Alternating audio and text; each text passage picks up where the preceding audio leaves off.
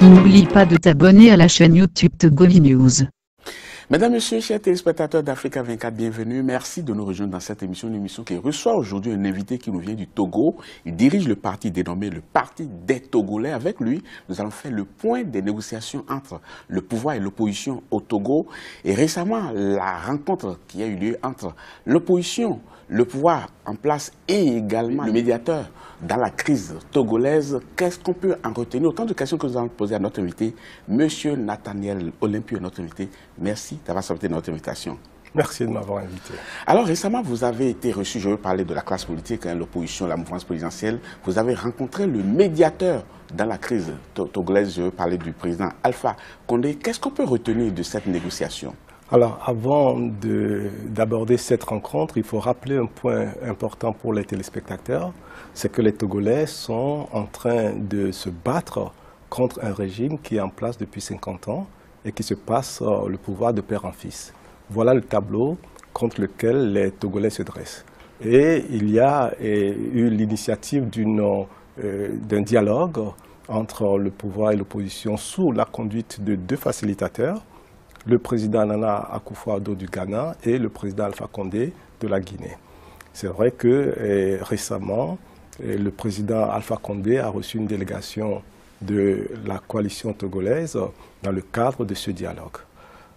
Il en est ressorti deux choses. D'abord, l'opposition a exposé sa lecture de la situation, de la crise, notamment la manière dont le régime met en œuvre la feuille de route est dictée par les chefs d'État de la CEDEAO. Et ensuite, nous avons abordé la question de la libération des prisonniers politiques qui sont dans les geôles du pouvoir depuis plus d'1 an. Et ces deux points ont été clairement exprimés au président Alpha Condé. En tout cas, la crise durait depuis un moment, jusqu'au moment où la CEDEAO a pris les choses en main. Et on s'est dit, peut-être que c'est l'issue, la bonne issue qui commence désormais. Mais apparemment, on a comme l'impression que ça piétine dangereusement maintenant. Qu'est-ce qui ne se passe pas très bien selon vous? Le Parti des Togolais a toujours exprimé depuis le début de ce dialogue son scepticisme quant à la volonté du régime de donner aux Togolais ce qu'ils veulent à travers ce dialogue. Aujourd'hui, on se rend compte que le régime a participé à ce dialogue simplement pour faire baisser la tension qui montait depuis août 2017 avec des grandes manifestations dans les rues de Lomé et des villes de l'intérieur qui rassemblaient des centaines de milliers de personnes. Et c'était l'objectif de ce régime. Donc, ce dialogue s'est apparenté à un dialogue de dupes où le régime a encore joué d'entourloupe pour au final ne donner aucune considération à la feuille de route. Vous n'aviez pas confiance en la bonne foi du pouvoir en place. Le peuple togolais ne voulait même pas de ce dialogue parce que c'est le 27e dialogue depuis 1990. Et tous les dialogues précédents n'ont pas donné de résultat parce que justement le régime n'a jamais appliqué les recommandations des dialogues. Donc cette fois-ci, le peuple était réticent, mais la coalition a souhaité donner encore une chance par les négociations. Et aujourd'hui, le régime nous fait comprendre que les négociations ne sont pas la voie royale pour sortir de cette crise. On va essayer de comprendre quand même qu'est-ce qui ne fonctionne pas. Et de votre intervention, je retiens deux aspects. Il y a les réformes que l'on devrait faire, des réformes qui devraient aboutir quand même à une élection législative très prochainement. Il y a également la libération des prisonniers dits politiques. D'abord, pour les réformes, il y a un processus électoral qui a été engagé et vous dites qu'il y a des irrégularités par rapport à ce processus-là. C'est quoi les irrégularités au fait? Je vous donne 2-3 points significatifs. Primo, au Togo, le découpage électoral est fait de telle sorte que certains députés sont élus avec 100 000 voix et d'autres députés sont élus avec 500 000 voix. Mais là, il faut nuancer parce que les villes ou bien les circonscriptions électorales n'ont pas le même nombre d'habitants. Non, je vous parle de la répartition des voix qui élisent un député. Sur l'ensemble du territoire, c'est le découpage électoral. C'est le découpage électoral, c'est-à-dire que sur l'ensemble du territoire, chaque député est un député national et doit être élu par le même nombre de personnes sur l'étendue du territoire. Vous pensez que cela est possible? Parce que dans la plupart des pays, le découpage ne se fait pas à part égale. Il y a des circonscriptions électorales où voilà, on peut dégager 2 ou 3 députés dans d'autres circonscriptions électorales. Je ne parle pas du nombre de députés. Je suis en train de parler du nombre de voix pour élire un député. Ça, c'est important parce que la taille en population d'une circonscription peut déterminer le nombre de députés. Mais pour élire un député, il faut que ce soit toujours le même nombre d'électeurs, ce qui n'est pas le cas du Togo. Mais le problème s'était posé à la dernière élection législative, non, où on disait qu'à Lomé, il faut 100 000 voix pour élire un député, et à l'intérieur du pays, il en faut 10 000. C'est le même problème qui revient. Mais ce n'est pas normal qu'il en soit ainsi. Il faut que tous les députés de la République soient élus par le même nombre d'électeurs. Maintenant, l'autre point qu'il faut également noter dans les irrégularités, c'est qu'au Togo, le fichier électoral, eh bien, il comporte plus de 75% d'électeurs qui n'ont même pas d'acte de naissance, c'est-à-dire des gens qu'on inscrit sur les listes simplement parce que le recensement avait été mal fait. Ce sont les règles, les critères de recensement. Nous demandons à la coalition, nous demandons que l'on puisse profiter de cette crise pour mettre en place une audience foraine qui va délivrer des actes de naissance aux Togolais. Ensuite, donner des certificats nationaux d'identité. Ce n'est qu'à ce titre qu'on peut identifier une personne comme étant de nationalité togolaise et qui a droit à être inscrit sur la liste électorale. Ces choses ne sont pas faites et cela fait plusieurs années que l'on demande que le régime puisse mettre en place ce processus d'attribution d'actes de naissance aux Togolais. Donc vous comprendrez que le fichier électoral actuel n'a aucune fiabilité et aller à l'élection avec, eh bien, c'est une élection qui ne représente aucune réalité politique et démocratique. C'est pour cela que nous la contestons. Et un fait quand même très important, c'est qu'au niveau de la commission électorale qui est censée organiser cette élection, vous ne vous faites pas représenter. Qu'est-ce qui se passe là au juste? Il y a des difficultés à mettre en place des institutions au Togo parce que les institutions au Togo sont toutes inféodées à l'exécutif. Qu'il s'agisse de la Cour constitutionnelle, qu'il s'agisse de la CENI, la Commission électorale nationale indépendante, toutes ces institutions qui interviennent dans le processus électoral ne sont pas des institutions qui donnent satisfaction. Donc nous avons demandé qu'il y ait des réformes institutionnelles. Et notamment à la CENI, nous avons demandé qu'il y ait une parité de représentants. Et il y a 16 personnes dans cette institution. Nous avons demandé qu'il y ait 8 d'un côté et 8 de l'autre. Ce qui a été accordé aujourd'hui est que l'institution soit dirigée par une personnalité neutre qui pourrait être, qui sera consensuellement désignée. Sauf que la dimension électorale est quelque chose qui doit arriver après que toutes les réformes aient été mises en place. Les réformes constitutionnelles et les réformes institutionnelles. L'élection étant l'aboutissement d'un processus. Malheureusement, le régime se précipite sur les élections en occultant complètement toute l'étape de réforme. Occultant complètement, vous avez dit, parce que le 5 septembre dernier, le gouvernement a quand même adopté en Conseil des ministres un projet de loi portant révision de la Constitution. Alors, il y a quelques articles de cette Constitution qui ont été pris en compte, notamment la limitation de mandat, notamment le mode de scrutin pour l'élection présidentielle qui passe de un tour à deux tours, et ce sont des choses qui sont inscrites. Mais concrètement, cela n'a absolument aucune incidence sur la sincérité des élections. Il y a d'autres réformes qu'il faut faire. Il y a des réformes institutionnelles. Donc la Cour constitutionnelle doit être réformée dans sa composition et dans son organisation, son fonctionnement, et les institutions telles que la CENI. Ensuite, nous avons le cadre électoral qui doit être complètement revu et adapté aux nouvelles configurations politiques. Tout cela n'est pas encore fait. Le fichier électoral dont je parlais, et les actes de naissance qu'il faut donner, il y a encore plusieurs étapes à passer pour avoir une élection qui sera à caractère sincère. Ce n'est pas le cas aujourd'hui. Oui, mais il va falloir qu'on revienne un peu en arrière pour comprendre un peu tout ça. Parce que ça fait beaucoup d'exigences quand même. Hein? Parce que j'ai comme l'impression que vous conditionnez votre appartenance ou bien votre adhésion au processus en cours au fait que l'on fasse des réformes en amont. Le pouvoir quand même a posé un acte qui n'est pas négligeable. Je vais parler tout à l'heure de ce qui a été adopté en Conseil des ministres pour que désormais on ait un quinquennat renouvelable une seule fois, que l'on ait un mode de scrutin qui passe d'un tour à 2 tours. Est-ce qu'il ne fallait pas prendre ça là d'abord? Mais nous ne refusons pas. Oui. Mais cela ne suffit pas pour avoir une élection qui soit propre. Mais un tien vaut mieux que 2, tu l'auras. On peut commencer quelque part, non? Écoutez, ce qui rythme la vie démocratique, ce sont des élections, n'est-ce pas? Et ces élections doivent refléter la situation politique dans le pays.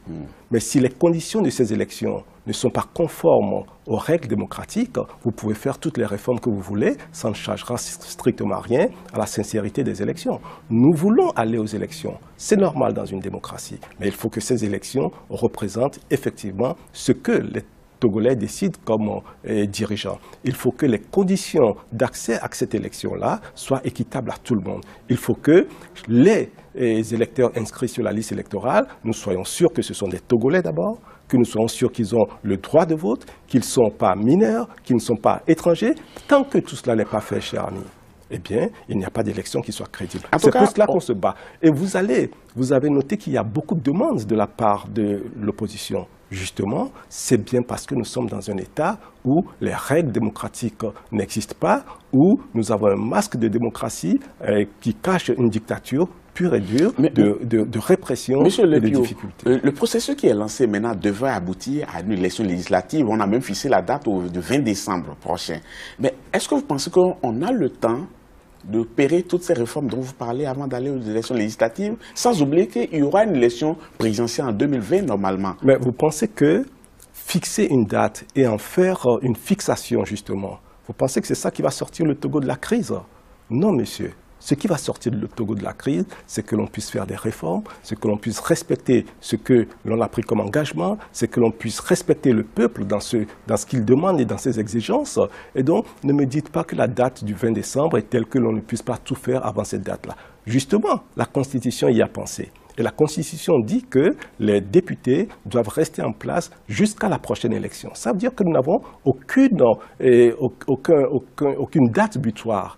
La Constitution est large là-dessus. Pourquoi s'enfermer dans ce délai-là? Donc vous ne faites pas de la fixation sur la date du 20 décembre. Ben, il n'y a pas d'impératif. La date du 20 décembre est une date indicative qui avait été annoncée par la conférence des chefs d'État. Aujourd'hui, nous nous rendons compte que, en fait, c'était pour bluffer.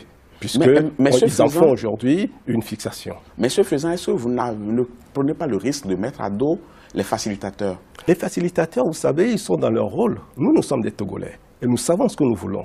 Et nous nous battrons pour obtenir ce que nous voulons. Eux, ils peuvent faire ce qu'ils veulent. Mais tant qu'ils ne prendront pas en compte les aspirations profondes du peuple togolais, ça veut dire qu'ils n'ont pas compris la profondeur de la crise au Togo et ils prennent le risque de voir les choses se dégrader à travers des élections qui ne sont pas acceptées par les populations. Monsieur Olympio, on va continuer cette émission pour comprendre ce qui freine quand même ces réformes tant annoncé, pourquoi vous n'adhérez pas concrètement à ce que propose le pouvoir en place et les facilitateurs et aussi. Mais avant, nous allons marquer une pause, chers téléspectateurs. Ne partez surtout pas. On vous retrouve dans quelques instants. Merci. Nous abordons la seconde partie de cette émission qui reçoit aujourd'hui l'homme politique togolais, président du Parti des Togolais, M. Nathanaël Olympio, toujours à notre compagnie. Merci d'être toujours avec nous. Un plaisir. Alors, je le disais tout à l'heure, il y a un certain nombre de choses qui ont été mises en chantier, notamment, il fallait revoir la composition de la Commission électorale nationale indépendante. Et l'opposition devrait quand même désigner ses propres membres. Apparemment, lors de la désignation des membres, enfin des 5 membres, parce que c'est 8 au total, 3 désignés dans l'opposition extra-parlementaire, les 5 autres membres de l'opposition parlementaire, leur désignation a créé un problème. Qu'est-ce qui s'est passé concrètement au Parlement? Disons qu'il y a un parti qui siège actuellement à la CENI et qui se présente comme étant membre de l'opposition. Sauf que la coalition aujourd'hui de l'opposition ne compte pas parmi ses membres ce parti. Vous parlez de l'IFC de Gilles-Christ Olympio. C'est cela. Oui. Et donc, la coalition estime que c'est son droit entier de désigner les 5 membres qui devaient la représenter à la CENI. C'est ce qui a été fait. Et donc, ça a créé une tempête dans un verre d'eau. Mais aujourd'hui, les choses sont rentrées dans l'ordre et les facilitateurs ont compris qu'il fallait absolument que la coalition puisse librement désigner ces 5 membres. C'est ce qui a été fait. Ça, c'est au crédit des facilitateurs, en effet. Monsieur Olympio, on fait un peu le point de vos exigences. Aujourd'hui, par rapport à votre présence, à la représentation de l'opposition au sein de la commission électorale, ça, c'est un problème réglé. Disons que la décision a été prise. Nos représentants ne sont pas encore effectivement à la CENI. Mais ils ont l'exigence de facilitateur, de pouvoir quand même accéder à la requête de l'opposition désormais. Il y a des choses à faire, il y a des réformes à faire. Et la feuille de route a préconisé qu'il y ait des réformes avant les élections. Oui, bien entendu. Et là-dessus, je disais que le Conseil des ministres quand même a pris un projet de loi qui devrait quand même, si c'est entériné, conduire à ces réformes-là, notamment les plus importantes. Ce ne sont pas les plus importantes. Elles sont importantes, mais elles n'apportent aucune solution à la sincérité du scrutin qui est en cours d'organisation. Donc, il faut les compléter. Oui, c'est toujours pour permettre à nos téléspectateurs de bien comprendre. Donc, le quinquennat, on aura désormais un quinquennat renouvelable une seule fois, le mode de scrutin qui passe de 1 à 2 tours. Et quelles sont les autres réformes que vous attendiez qui sont importantes aussi et sur lesquelles vous faites des exigences aussi? Alors, il y a tout ce qui concerne les attributions du Premier ministre. Parce qu'aujourd'hui, l'essentiel du pouvoir est entre les mains d'une personne, du chef de l'État. Et suite à la modification constitutionnelle qu'ils ont faite. Il faut donc que nous sachions exactement quelles sont les prérogatives du Premier ministre pour qu'il ne soit pas simplement le premier des ministres. Ça, c'est un point. L'autre point également, et nous attendons de voir quelle va être la modification sur la Cour constitutionnelle qui aujourd'hui est complètement inféodée au régime. Nous attendons de voir comment cette Cour sera modifiée dans sa composition, dans son fonctionnement. Ensuite, en passant aux étapes institutionnelles, il y a également ce que nous appelons la HAC, la Haute Autorité de l'audiovisuel et de la communication, oui. Et toutes ces institutions qui interviennent dans le processus électoral doivent également faire l'objet de réformes. Aujourd'hui, le régime n'en parle pas. Il y a maintenant toutes les réformes électorales, le vote des Togolais de l'étranger. La feuille de route l'a préconisé. Mais à ce jour, nous n'avons jamais entendu le régime parler de la manière dont les Togolais installés à l'étranger vont pouvoir participer au vote. Nous avons la question du fichier électoral qui n'est pas propre, qui n'est pas à même d'être utilisé pour un scrutin crédible. Toutes ces choses-là, tant que ce n'est pas fait, vous comprenez qu'il n'y a aucune raison de participer à ce type d'élection. Donc c'est très clair au niveau de l'opposition aujourd'hui, tout au moins au niveau de la coalition des 14 partis politiques de l'opposition, qu'il n'y aura pas élection tant qu'il n'y aura pas tout ce que vous avez cité. Mais c'est le minimum qu'on puisse attendre. Le minimum, vous avez dit, hein? Oui, c'est le minimum qu'on puisse attendre, parce que quand on veut participer à une élection, oui. La moindre des choses, c'est que cette élection-là reflète la sincérité du vote. Si ce n'est pas le cas, il n'y a pas lieu de participer à cette élection. Mais ce qui est étonnant, c'est qu'à la réunion avec le facilitateur, vous n'avez quand même pas pu avoir gain de cause sur ces points. Est-ce qu'on ne s'achemine pas vers une impasse, vers un point de blocage désormais? Et c'est ça le risque que le Togo est en train de courir et fait courir à la sous-région. Parce que les exaspérations des populations, la conjonction entre les frustrations sociales et les frustrations politiques crée un climat délétère. La violence extrême du régime crée une situation de traumatisme des populations. Ça veut dire que l'on est en train de donner aux extrêmes la possibilité de prendre le dessus.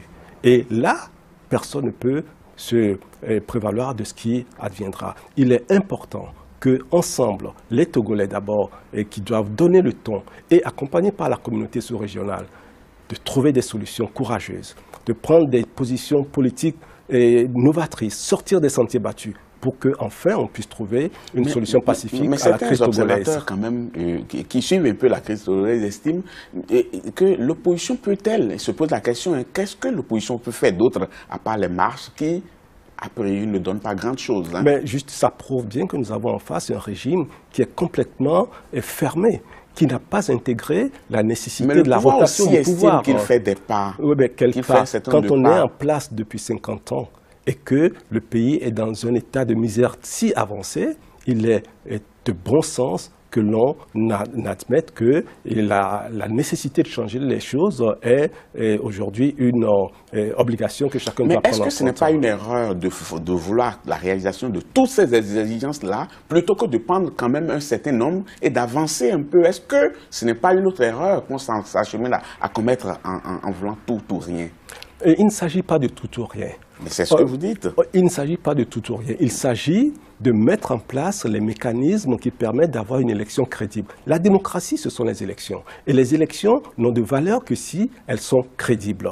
tant que les fondamentaux ne sont pas posés pour aboutir au final à une élection propre, et ne dites pas que nous exigeons trop de choses. Mais nous là sommes aussi, en train de demander le respect des règles démocratiques. Il va falloir mesurer quand même les rapports de force. Vous, en face du pouvoir aujourd'hui, qu'est-ce que vous pouvez pour faire plier le pouvoir? Mais nous devons continuer à faire pression. Nous devons continuer de sensibiliser la sous-région. Nous devons continuer de sensibiliser nos partenaires parce que, vous savez, le Togo ne vit pas en autarcie. Et si l'on se limite à la force brutale, en disant que, en posant la question de savoir quels sont les rapports de force, si ça n'est que la force qui détermine les solutions, eh bien, vous êtes en train de dire qu'il faut que l'opposition aille également s'armer. Non, et pas cela, du tout. Les rapports de force dont je parle, extrêmement dangereux. Même le simple fait d'avoir quand même une majorité au Parlement, ça mesure aussi les rapports de force. Non, monsieur, parce que les règles qui conduisent aujourd'hui aux élections des députés ne sont pas des règles transparentes. Donc, ça n'est pas représentatif des forces. Vous voyez les centaines de milliers de Togolais qui manifestent dans les rues quand la coalition appelle à une manifestation. C'est cela, la force. Dans un État normal, dans une démocratie, cette force qui s'exprime aurait dû faire plier le régime. Mais nous avons un régime dictatorial qui n'a Dieu que pour son maintien au pouvoir, la confiscation du pouvoir. Mais il faut donc que, excusez-moi, il faut donc que, en plus de la force populaire qui s'exprime dans les rues, que toutes les bonnes volontés, tous ceux qui ont des intérêts au Togo, tous ceux qui veulent faire des affaires au Togo, ensemble, il y ait une mutualisation des ressources pour faire avancer les choses. Mais avec l'implication des facilitateurs, c'est toute la sous-région qui est aujourd'hui impliquée dans le règlement de ce conflit. Mais si c'est du fait de l'opposition que l'on dit aujourd'hui qu'on n'arrive pas à avancer, est-ce que vous ne risquez pas d'être mal vu au niveau de la sous-région? Notre rôle n'est pas d'être bien vu. Notre rôle est de conduire le peuple togolais dans un espace de liberté et de démocratie. Et les chefs d'État ont la responsabilité d'écouter ce que dit le peuple. Et la CEDEAO elle-même est en train d'opérer sa mutation pour être une CEDEAO des peuples. On ne peut pas vouloir une chose et son contraire. Vouloir être une CEDEAO des peuples et ne pas répondre aux aspirations du peuple togolais. Le peuple togolais vit dans un pays dont la singularité fait que nous sommes le seul à n'avoir jamais connu d'alternance au Togo. Alors que le protocole additionnel de la bonne gouvernance de la CEDEAO préconise que chaque chef d'État ne puisse faire que 2 mandats à la tête d'un État. Nous avons un chef d'État qui est dans son 3e mandat et qui envisage de faire encore 2 mandats supplémentaires. Où est la cohérence? Les chefs d'État doivent faire preuve aussi d'un regard attentif à la rue qui gronde à Lomé pour ne pas que cela puisse déborder des frontières togolaises. Dernière question dans cette émission, qu'en est-il des détenus dits politiques? Les détenus politiques, certains sont en prison depuis 1 an, sans aucun crime effectif ne leur soit imputable. Et je ne peux pas accepter que... Vous n'êtes pas le procureur. Vous n'êtes pas le procureur. Nous sommes dans un... Encore que c'est vous qui les appelez détenus politiques. Ce sont des détenus politiques. Et d'ailleurs, les facilitateurs l'ont reconnu tel, puisqu'ils ont demandé à ce qu'il y ait un traitement politique des dossiers. Vous savez, nous ne faisons pas de la surenchère. Nous voulons simplement que des jeunes de 20 ans qui sont pères de famille et ont un emploi, qu'on ne puisse pas les jeter en prison simplement parce qu'ils réclament la liberté et la démocratie. Que la jeunesse togolaise ne fasse pas l'objet de marchandage ou d'otages politiques parce que l'on veut s'en servir comme monnaie d'échange et dans des négociations. C'est abject. Et je pense que la première chose que ce régime doit faire pour montrer sa bonne volonté, c'est de libérer ces jeunes qui sont emprisonnés inutilement depuis 1 an. Et je ne suis pas certain que cela serve l'image de ce pays qui, d'ailleurs, accorde beaucoup d'importance à son image à l'extérieur. Monsieur Olympio, on est à la fin de cette émission et il faut retenir que vous avez pu obtenir quand même le fait que vous puissiez désormais intégrer la commission électorale et nationale indépendante, et également que l'on puisse libérer les réfugiés, les détenus politiques. Et pour les autres, vous exigez des réformes constitutionnelles et institutionnelles comme contenu dans la feuille de route de la commission de la CEDEAO, mais tout cela est conditionné par le fait que ce soit fait avant d'aller aux élections. C'est cela. Les prisonniers politiques ne sont pas encore libérés. Même si la feuille de route du 31 juillet demande qu'on les libère, le régime continue de les garder en prison. Et ça, c'est inacceptable. Le régime ne veut pas opérer les réformes. Il faut contraindre le régime à une bonne négociation. Il faut que nous exercions suffisamment de pression à l'intérieur du pays et à l'extérieur du pays pour que le régime comprenne que la seule issue pour lui et pour tout le monde, c'est de négocier sérieusement une sortie de crise. Dernière question, est-ce que vous êtes optimiste pour la suite? Je suis inquiet. Je suis très inquiet pour la stabilité du Togo. Je suis très inquiet pour la stabilité des pays voisins parce que quand on n'apporte pas de solution dans un cadre pacifique, on renforce les extrêmes et le risque de voir un illuminé venir promettre monts et merveilles aux jeunes désemparés, ce risque il est grand. Nous ne devons pas prendre ce risque-là, ni les Togolais, ni la CEDEAO, ni les partenaires qui nous accompagnent. Nathaniel Olympio, merci. C'est moi qui vous remercie. C'était tout pour cette émission. Merci beaucoup d'avoir été des nôtres. Chers téléspectateurs, nous arrivons au thème de cette émission. Nous vous laissons en compagnie des programmes d'Africa 24. À très bientôt.